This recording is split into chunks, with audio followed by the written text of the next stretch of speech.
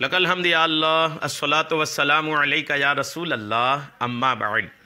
سلسلہ ہے ناظرین کے سوالوں کے جواب دینے کا۔ خیال رہے کہ ہمارے ناظرین ہمارے چینل کے ویڈیوز کے کمنٹس میں اپنے سوالات کو لکھتے ہیں، ہم ان کے سوالوں کے جوابات پیش کرنے کی سعادتیں حاصل کرتے ہیں۔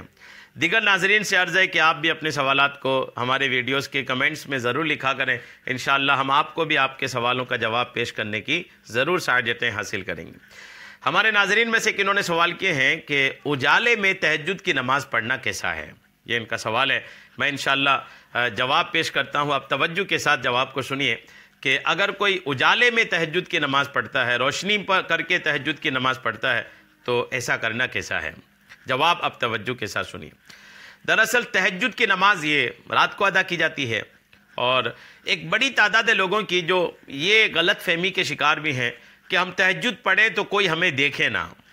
یعنی کسی کی نظر نہ پڑے، یہ بھی غلط فہمی ہے۔ اسی وجہ سے، اسی غلط فہمی کی وجہ سے کہ ہم تہجد پڑھ رہے ہیں، ہم پر کسی کی نظر نہ پڑے،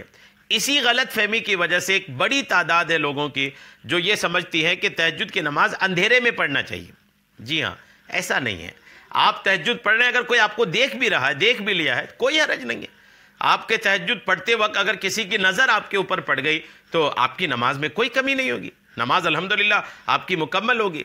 جی ہاں، یہ ہے کہ کوئی اگر آپ کو دیکھ رہا ہے تہجد پڑھتے ہوئے تو اس وقت آپ کو اپنے دل پر نظر رکھنی چاہیے۔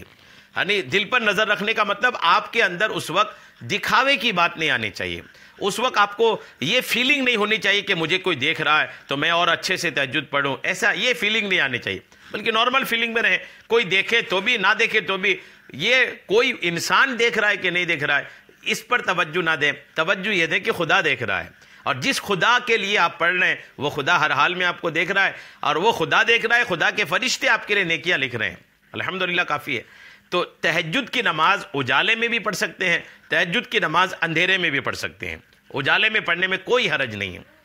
اب یہ کہ اگر اجالے میں نہیں اندھیرے میں اگر پڑھتے ہیں تو اس کے اپنے کچھ مسائل ہیں، جیسے اگر آپ اندھیرے میں تہجد کی نماز پڑھ رہے ہیں اور اندھیرا اتنا ہے کہ کچھ بھی نظر نہیں آ رہا ہے، تو ایسے اندھیرے میں جو ہوتا ہے نا، رکوع سجدہ کرنے میں ایک عجیب سی ایک کیفیت ہوتی ہے۔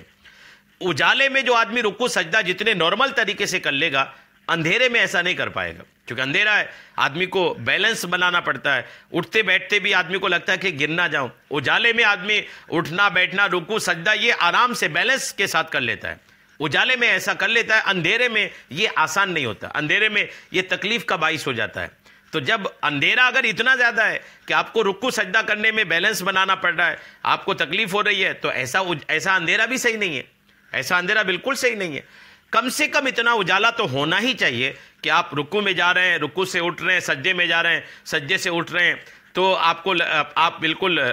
بیلنس کے ساتھ کریں۔ اور دوسری بات یہ کہ اگر آپ اجالے میں ہیں تو جہاں پر آپ سجدہ کر رہے ہیں مصلی پر، یا جہاں زمین کے جس حصے پر آپ سجدہ کر رہے ہیں وہ زمین کا حصہ آپ کو دکھ رہا ہے، جب دکھ رہا ہے تو آپ کو یقینی طور پر آپ کو ہوگا کہ وہاں پر کوئی کیڑے مکوڑے نہیں ہیں، کوئی ایسی چیز نہیں کہ میں سجدہ کروں تو نقصان ہو جائے۔ اور اگر اندھیرے میں نماز پڑھ رہے ہیں تو یہ بھی ایک ڈر کی بات رہتی ہے کہ کہیں ایسا نہ ہو کہ جہاں پر میں سجدہ کرنے جا رہا ہوں وہ کوئی کیڑا آ کے بیٹھا ہو، کوئی چیٹی آ کر بیٹھی ہو، یا کوئی اور چیز ہو جو سجدے میں ہمیں نقصان پہنچا دے۔